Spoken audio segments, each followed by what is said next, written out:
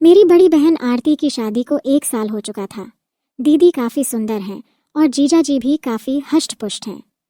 शादी के बाद दीदी कम ही हमारे घर आया करती थीं, क्योंकि जीजा जी को दीदी के बिना बिल्कुल भी रहा नहीं जाता था। दीदी और जीजा जी एक दूसरे से बहुत प्यार करते हैं और एक दूसरे के बिना नहीं रह सकते। ये बात मुझे उस दिन समझ में आई जब दीदी दिवाली पर हमारे घर आई हुई थीं। दीदी को आए 1 हफ्ता हो चुका था, लेकिन जीजा जी के फ़ोन दिन भर में कई बार आते रहते थे। दीदी अक्सर कहती थीं, इतनी जल्दी कैसे आऊँ, कुछ दिन और रुकने दो। पर आप भी फ़ोन करके ऐसी ऐसी बातें करते हो जिससे मुझे भी आपकी बहुत याद आने लगती है। उतने में मम्मी आ गईं और दीदी ने फ़ोन काट दिया। मम्मी ने दीदी को किचन में बुला लिया, क्योंकि दिवाली की मिठाई, चिवड़ा, करंजी वगैरह बनानी थी। हम सब ने मिलकर शाम तक आधी चीज़ें बना ली थीं और बाकी की मिठाई अगले दिन बनाने का तय हुआ। शाम ढल चुकी थी और मैं खिड़की से बाहर देख रही थी। तभी मैंने देखा कि जीजा जी बाहर खड़े हैं। मैंने जल्दी से दीदी को आवाज़ लगाई। दीदी बाहर आते ही बोलीं, आप तो सच में आ गए। मुझे लगा फ़ोन पर आपने ऐसे ही कहा था। इतने में मम्मी भी आ गईं और बोलीं, मेहमान आप कब आए? कोई खबर नहीं, कुछ नहीं। पहले बोल देते तो आपकी खातिरदारी के लिए पहले से तैयारी कर लेते। जीजा जी बोले, नहीं सासू माँ, काम से शहर आया हुआ था तो सोचा आप लोगों से मिलते हुए ही जाऊं।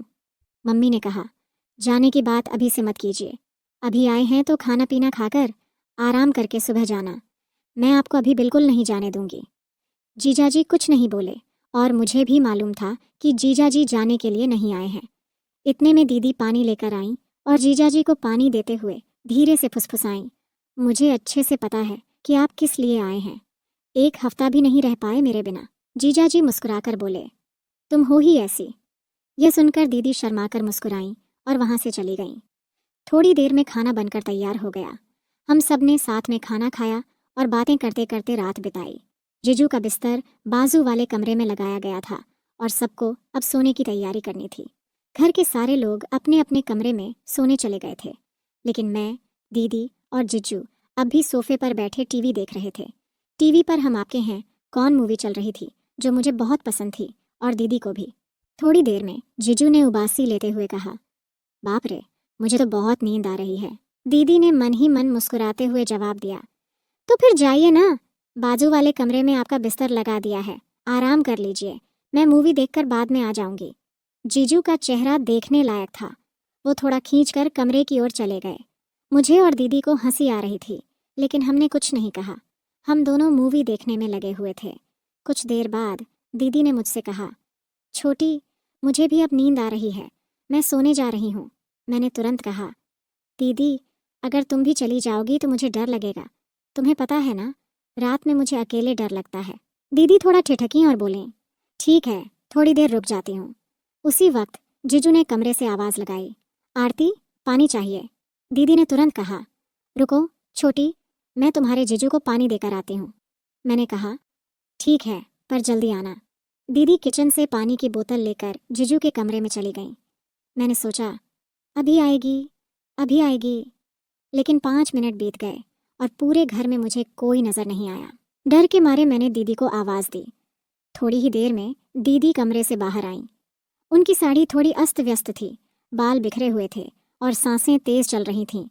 मैंने घबराकर पूछा, दीदी, इतनी देर क्यों लगा दी? मुझे डर लग रहा था। दीदी ने हंसते हुए कहा, अरे वो कुछ नहीं, तुम्हारे जीजू को बहुत प्यास लगी थी, इसलिए पानी देने में थोड़ा समय लग गया। इतने में जीजू कमरे से बाहर आए और बोले, अरे, मेरे फ़ोन की बैटरी ख़त्म होने वाली है, क्या तुम मेरे लिए चार्जर ला दोगी? दीदी ने जवाब दिया, ठीक है, देखती हूँ, आप यहीं रुकिए। लेकिन जीजू ने कहा, अरे तुम देखो, मैं कमरे में वेट करता हूँ। यह कहते हुए वे वापस कमरे में चले गए। दीदी मेरे कमरे में गई और वहाँ से मेरा फ़ोन चार्जर उठाकर जीजू को देने उनके कमरे में चली गई। मैंने सोचा कि चार्जर देकर वो तुरंत वापस आ जाएंगे, लेकिन थोड़ी देर बीत गई और दीदी का कोई अता पता नहीं था। मैंने एक बार फिर से दीदी को आवाज़ दी, लेकिन कोई जवाब नहीं आया। मैं समझ गई कि शायद दीदी चार्जर लगाकर फ़ोन की चार्जिंग में व्यस्त होंगी। थोड़ा डर भी लग रहा था, इसलिए मैंने टीवी बंद किया और अपने कमरे में सोने चली गई। लेकिन मुझे नींद नहीं आ रही थी। बिस्तर पर लेटकर मैं अपना फ़ोन चलाने लगी। आधे घंटे बाद मेरा फ़ोन डेड हो गया। उसकी बैटरी ख़त्म हो चुकी थी। अब मैं इधर उधर चार्जर ढूंढने लगी, लेकिन याद आया कि मेरा चार्जर तो दीदी ले गई हैं। अब मैं असमंजस में थी, क्या चार्जर लेने के लिए जाऊं या नहीं। नींद तो वैसे भी नहीं आ रही थी और बोरियत भी हो रही थी। मैंने सोचा कि शायद चार्जिंग अभी शुरू ही हुई होगी। मन ही मन मैंने तर्क किया कि आजकल के फास्ट चार्जर कितनी जल्दी फ़ोन चार्ज कर देते हैं। फिर भी कुछ फ़ोन ऐसे होते हैं जिनकी बैटरी इतनी धीमी चार्ज होती है कि चाहे कितना भी फास्ट चार्जर लगा लो, वक्त लग ही जाता है। मैं सोचने लगी कि एक बार जाकर देख ही लूं कि जीजू का फ़ोन कितना चार्ज हुआ है, या फिर अभी चार्जिंग शुरू ही हुई है। लेकिन यह विचार मेरे दिमाग में घूम रहा था कि आखिर मुझे कमरे में जाना चाहिए या नहीं। मुझे बोरियत महसूस हो रही थी और फ़ोन के बिना समय काटना मुश्किल लग रहा था। आखिरकार मैं चार्जर लेने के लिए जीजू और दीदी के कमरे की ओर बढ़ी। जैसे ही दरवाज़ा खोलने की कोशिश की, वह अंदर से बंद था। खिड़की भी पूरी तरह से अंदर से बंद थी, लेकिन कमरे के अंदर से हल्की रोशनी बाहर आ रही थी जो कांच की खिड़की से दिख रही थी। मैंने सोचा, सो तो नहीं गए होंगे। कुछ पल ठिठकी, फिर दीदी को आवाज़ लगाई। पहली बार कोई जवाब नहीं आया। दूसरी बार फिर आवाज़ दी, तब दीदी की आवाज़ आई, क्या है, क्यों परेशान कर रही है इस टाइम पर। मैंने कहा, दीदी वो मेरा फ़ोन चार्जर अंदर रह गया है, मेरा फ़ोन बंद हो गया है, चार्जिंग करनी है। जीजू का फ़ोन चार्ज हो गया हो तो मुझे चार्जर दे दो। दीदी ने थोड़ी खींच भरी आवाज़ में कहा, अरे नहीं हुआ है फ़ोन चार्ज, तुम्हारे जीजू के फ़ोन को चार्ज होने में काफ़ी समय लगता है। चार्जिंग तो अभी अभी शुरू हुई है, तुम जाकर सो जाओ, परेशान मत करो। मैंने कहा, दीदी बस 10 मिनट के लिए चार्जर दे दो, मेरा फ़ोन फास्ट चार्जिंग करता है।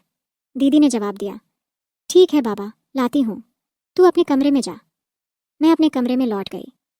थोड़ी देर बाद दीदी चार्जर लेकर आई और बोली, ये ले तेरा चार्जर, अब परेशान मत कर। जैसे ही मैंने चार्जर लिया, मेरी नज़र दीदी पर पड़ी। मैंने हैरानी से पूछा, दीदी आपने ये क्या पहना है, ये तो जीजू का शर्ट है, आप तो साड़ी में थी ना। दीदी ने झेंपते हुए कहा, चुप बैठ, मैं जा रही हूँ। यह कहकर दीदी वापस कमरे में चली गई। मैंने चार्जर से अपना फ़ोन चार्ज करना शुरू कर दिया।